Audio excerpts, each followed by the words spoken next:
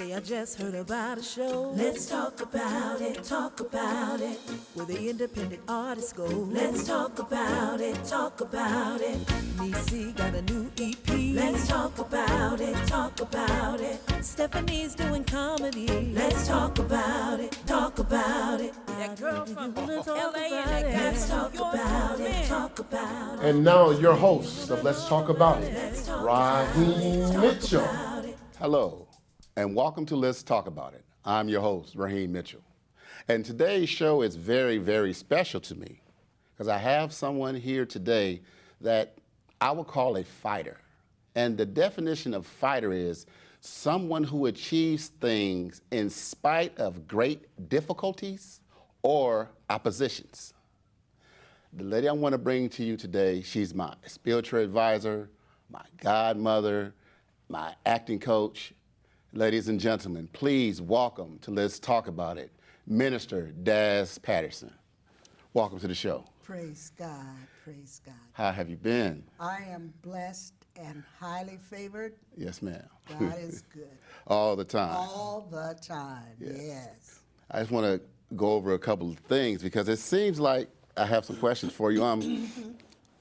As a four-time, or is it? Five times. Wow. This is the fifth time. This is the fifth time. As a fifth-time breast cancer survivor, what is it that keeps you going from day in to day out, just motivates you, just keep it strong?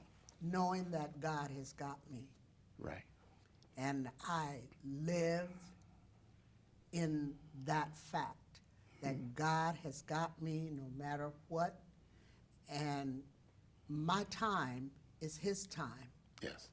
I can't say that, it'll end tomorrow. God only knows, and He knows what He wants me to do. So I'm still here. That's true. And speaking of, that things to do, I noticed that you're a writer, director, producer. I mean, you're a singer. I mean, is there anything you can't do? Ski. You can't ski. No. But is there anything you would like to do that you can't do? Yeah, I really would love to ski, to learn to ski. To learn to ski?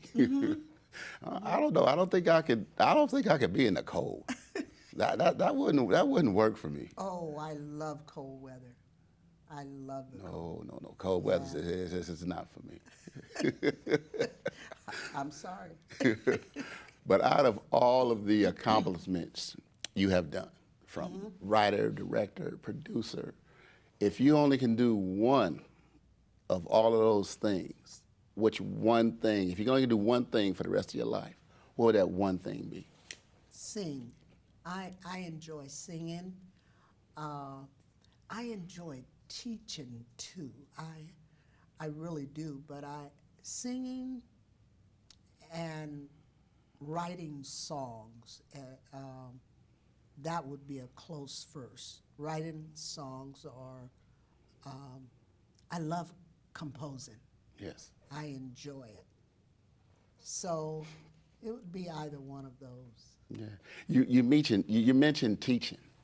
Now I know well, you taught me all of my acting skills and things like that. But one thing I would like to say is that when I first started working with you, I was surprised that you didn't charge me to train me for acting. Now most directors out there, they will charge you. But you welcomed me into your group, the PNP Productions, and you've done so many plays, and you really taught me everything I know about stage, television, and film. So let's expand on that. Is there more people you want to teach? Or, matter of fact, was it hard for you to teach me the acting? No, because you wanted to learn.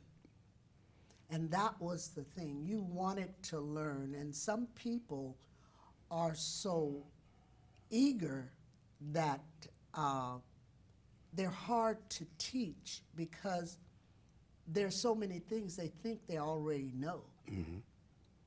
And you were one of those people that like, hey, I want to know, so teach me, you know, and you utilized every thing that I would tell you to do. You would do it. So it's like you have to want to learn, and some people want to learn, but they're not teachable. They're not and you were teachable.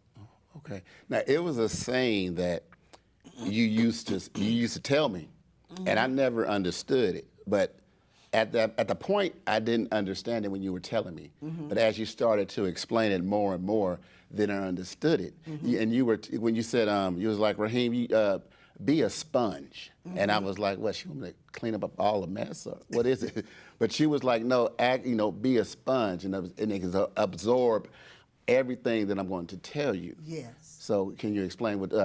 Yes, when you become a sponge, then you can absorb what you're being taught, and you want to make sure that you use it, because what goes into a sponge, actually, it comes out. Yes. So you will absorb it, and then it'll come out in whatever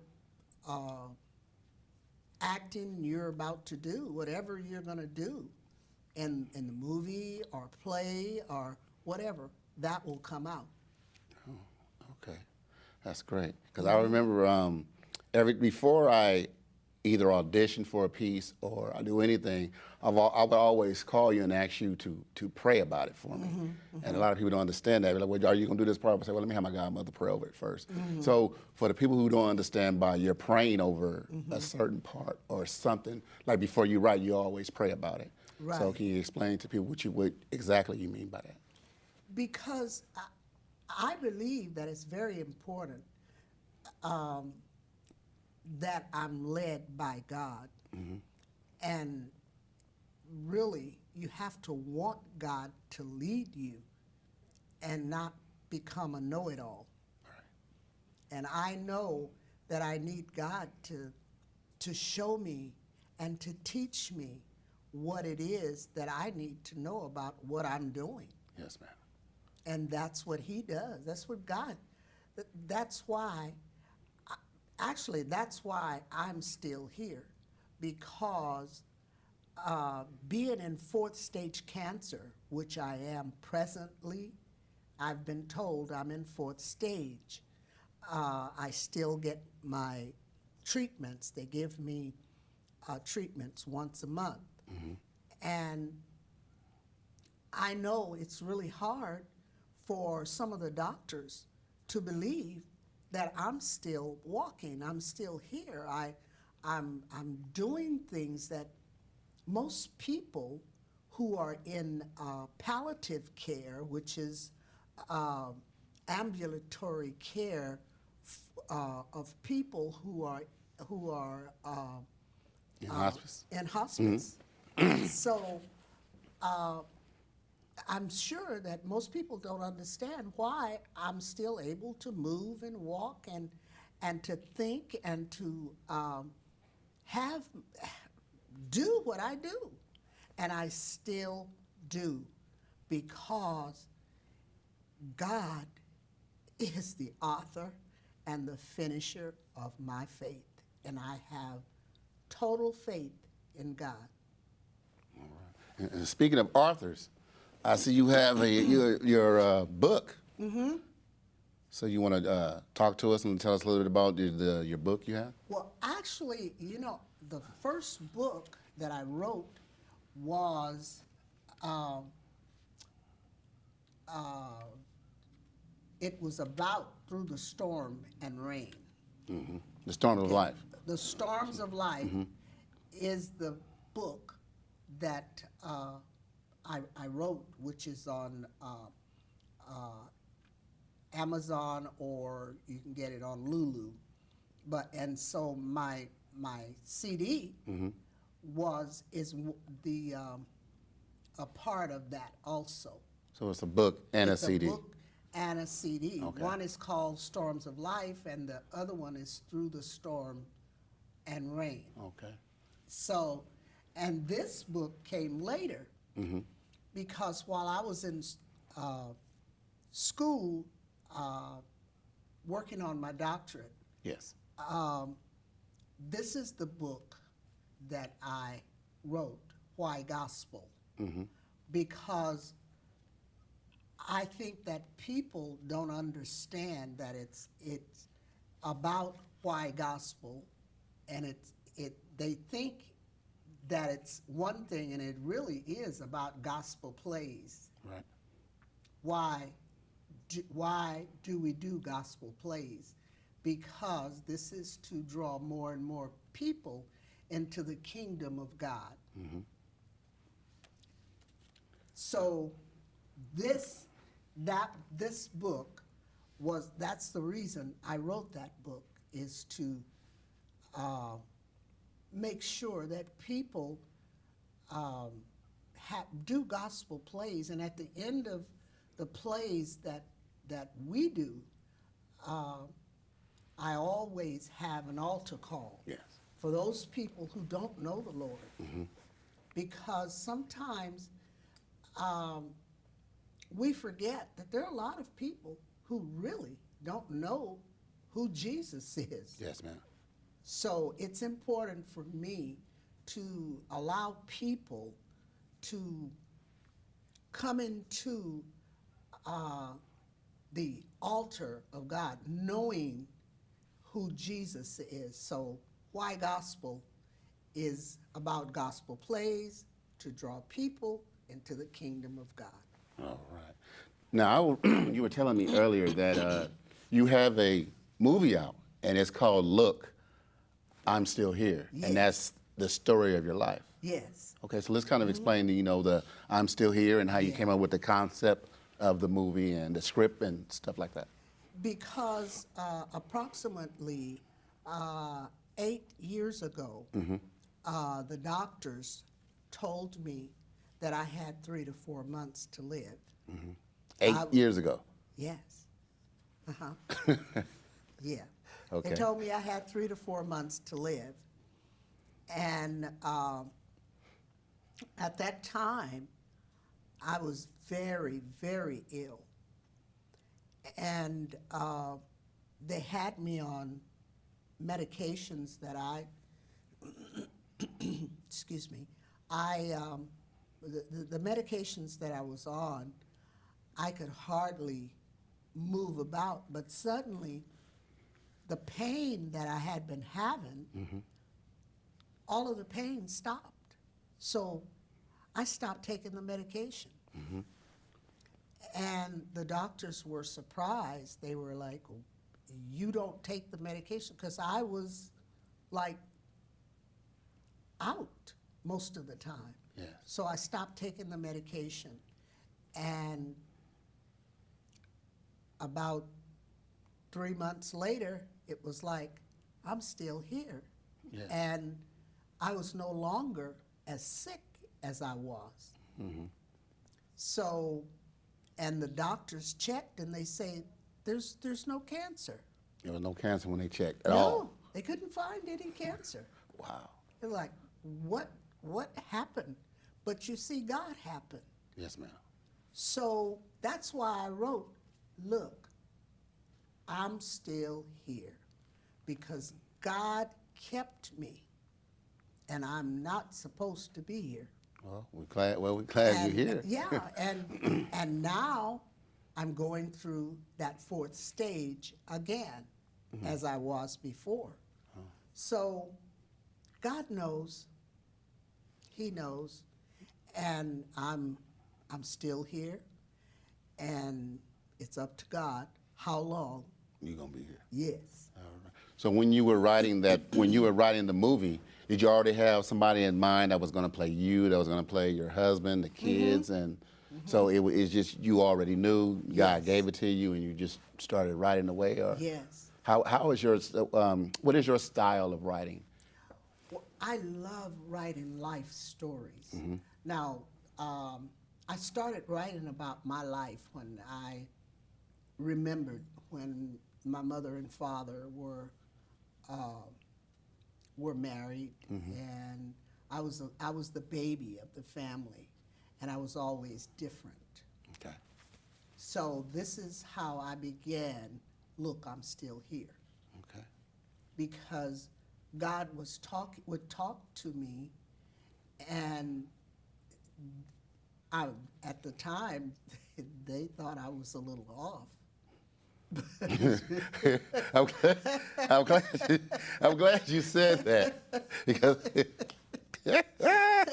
I'm glad you said that, because it was one time my wife and I, we came over to your house, and it was, you had just came out of I think it was like 3 or 4 days.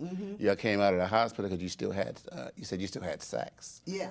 Connected to your body. Uh-huh. So we all came over, and Pat and I was watching the game, and Joseph was sitting there, and we came in, and we said, no, don't get up, relax. So you were sitting there, and some time went by, and then you dozed off and started sleeping, and you was going,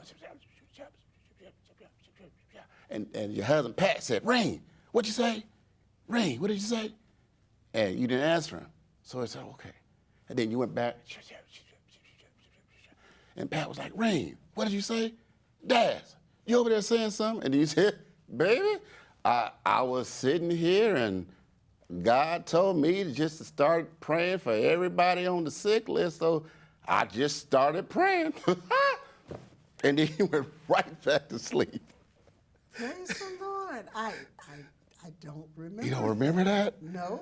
Oh, man, I remember that. I'm like, wait, she just got out of the hospital 2 days ago, and she's walking around with all these bags on. She's taking all this medication, and the only thing you was thinking about was other people. You wasn't thinking about yourself. No. You wasn't thinking about nobody. You were just thinking about the people on the sick list at church. And that's what God told me to do. I didn't know I had, I don't remember that, but I remember God telling me to pray for those people on the sick list. Yeah, I was just sitting there, and I'm like, that's amazing. I mean, you was barely moving, taking all this medicine, and that was just, you just started praying for everybody else. And I remember one time we were in rehearsal, and you used to always tell everybody, baby, I'm praying for you. Baby, I'm praying for you, when everybody needed to be praying for you. Yeah. You know, you like, no, don't worry about me. God got me. He said, don't worry about me, because you understand, I have been there through all 4 stages. Yeah.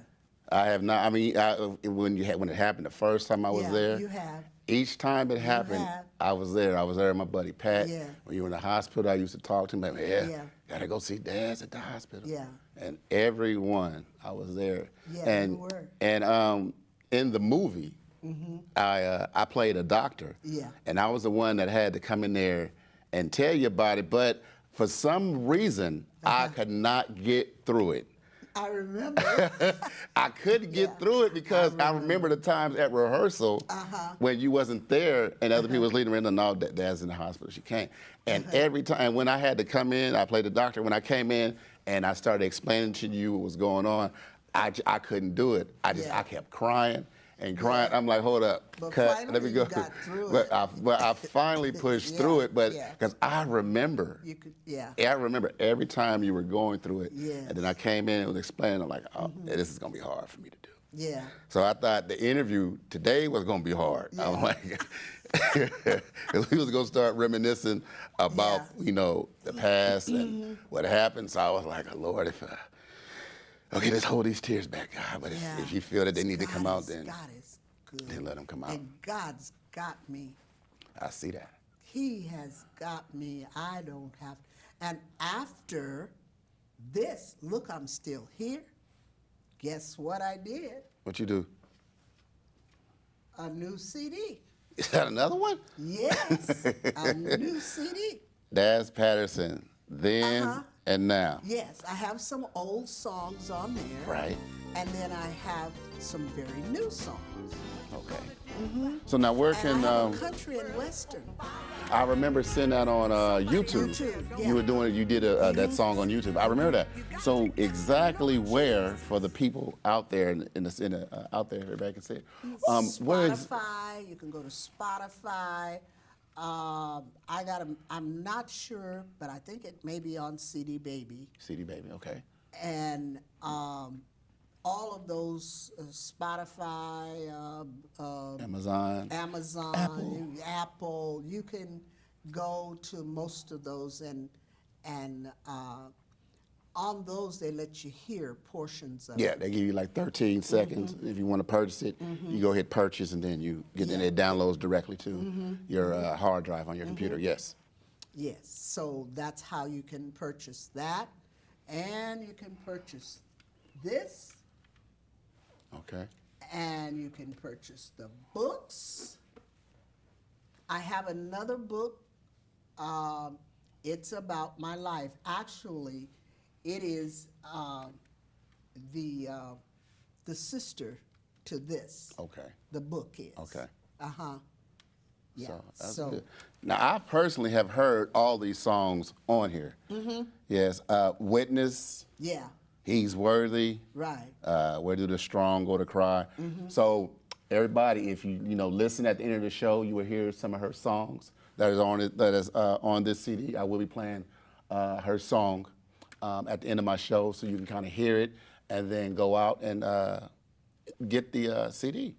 So let everybody know how they can get to your movie on Amazon Prime. How will they? You just go to Amazon Okay. Prime. And what do you type in? I'm still Look, here, Daz Patterson. I'm still here, Daz Patterson, and just you can purchase the movie. Oh, okay. Yeah, So go to Amazon Prime. okay. So what's next for you, Daz? What you have going on now? Another movie I want to do, Okay. and it is I really actually I have two more that I want to do, but one I want to do, and I want to start it by the summer. Okay. Yeah. So what's the what, you have the name? Is the script already written, or is it Yeah. just something? It's called Pride. Pride. Pride makes the flames rise. Okay. You know, the Bible says pride comes before the fall. Right. And this is what we see a lot of people doing. They're so caught up in themselves, they don't have time to even think about anyone else. Right. So because they you can almost see them kissing themselves. I'm so good.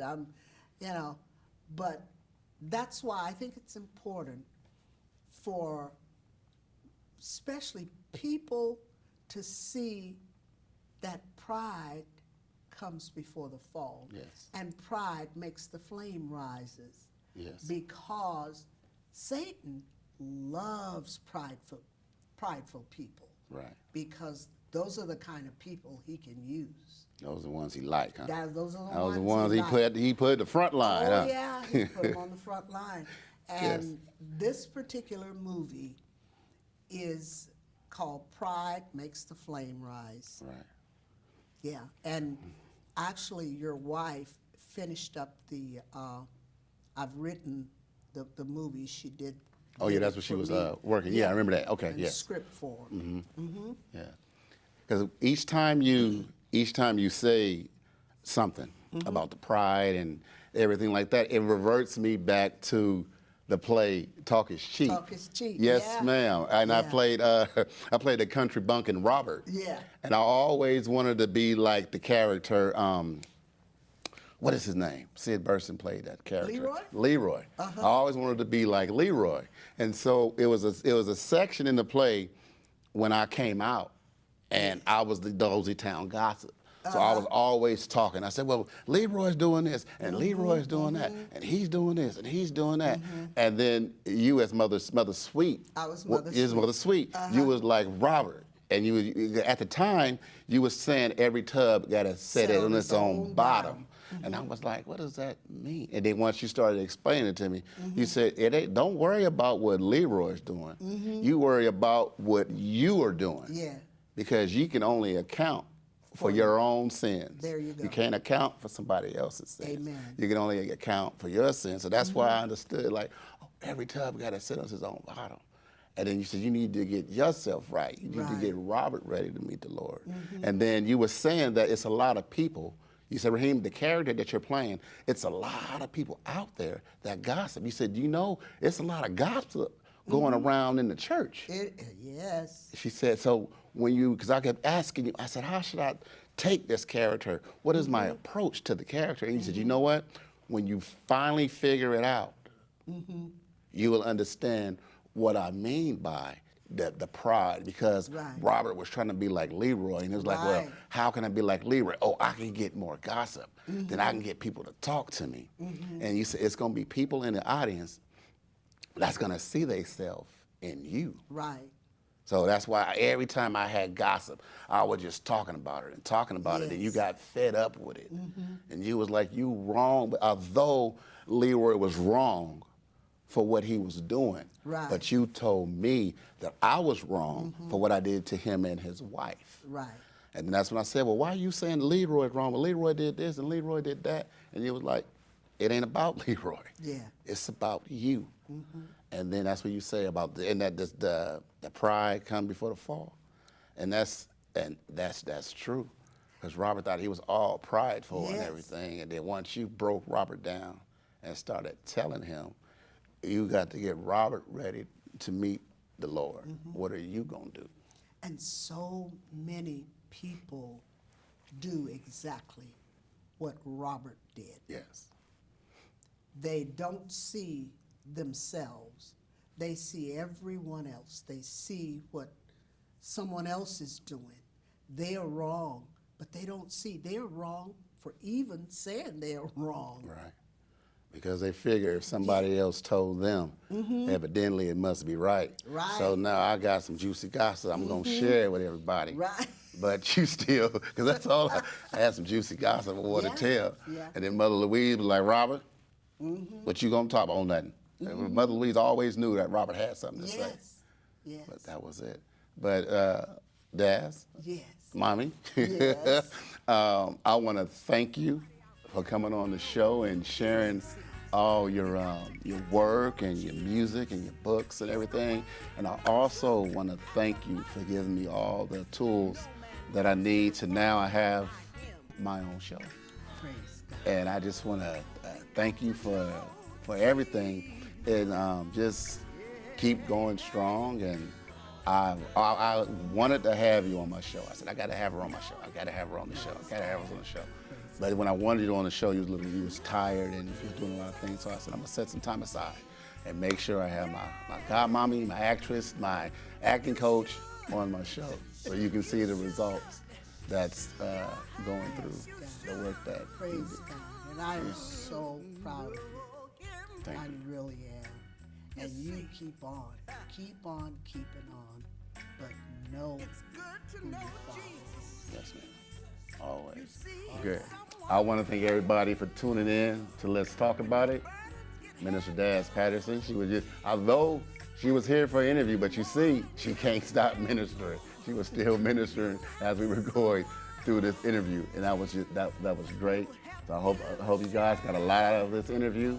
And remember, don't share your 8x10 dream with somebody with a 5x7 mind. I want to thank you all for tuning in. Raheem Mitchell, I'll see you next week. God bless. Let's talk about it, talk about it. Let's talk about it, talk about it.